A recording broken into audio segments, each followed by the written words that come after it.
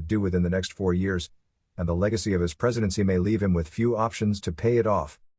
In the wake of the Capitol riots, the New York City government and the PGA of America backed away from business arrangements with the Trump Organization, sapping future income from the debt-laden president.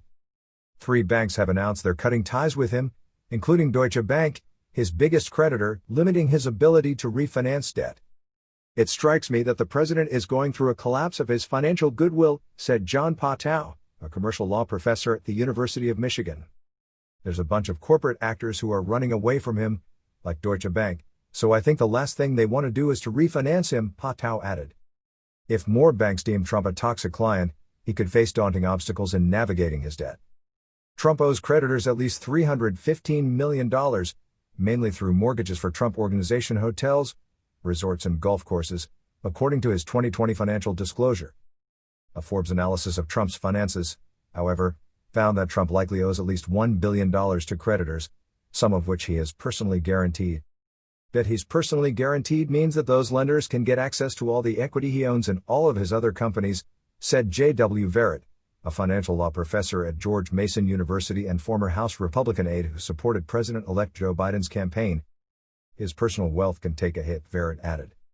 Trump still holds considerable wealth through his business and claimed to have at least $1.4 billion in assets in last year's financial disclosure, a self-reported document that is not audited by the federal government.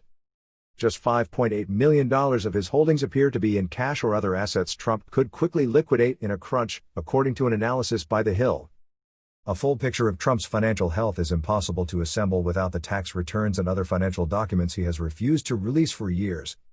Even so, experts say that based on what is known about his wealth and obligations, the president could face a barrage of lawsuits and collection attempts that could ultimately lead to personal bankruptcy. Absent the consent of the lenders, he has no option other than filing for bankruptcy, Pottow said. "I mean, that's just the way it works. If you owe someone money and you can't pay it, then they can either forgive it or they can sue you." Trump, who anointed himself the king of debt in 2016, borrowed heavily to finance his empire of hotels, resorts, skyscrapers, and golf courses. The president has argued that the amount of debt he owes is common for a man of his wealth and industry and has regularly used provisions of the tax code that help real estate developers write off losses. While Trump was able to tap millions in borrowed money to expand his business and bolster his image as a cunning dealmaker, experts say he did so at severe personal risk.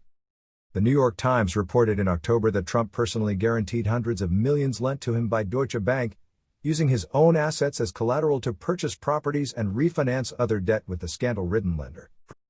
Professional Bank, which also recently cut ties with Trump, likely has similar flexibility with the at least $5 million in debt the president owes through a mortgage on a house he owns in Palm Beach, Florida, according to his financial disclosure.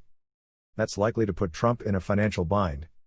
Oftentimes, borrowers will simply roll over the loan, which means they just swap the loan for a new loan, said Philip Braun, a finance professor at Northwestern University. Trump may have difficulty doing that because no one wants to provide him with new credit. So that's a serious problem for him, Braun added. Trump has faced dire financial straits before and may still have ways to maneuver out of his looming debt troubles. Other creditors could purchase Trump's debt at a steep discount and give him more time to pay it off. At the end of the day, they're not going to light money on fire because they're angry at Donald Trump, Pottow said. If they have a reasonable restructuring proposal that's going to get them paid off without undue risk, they will come to a deal, Pottow added.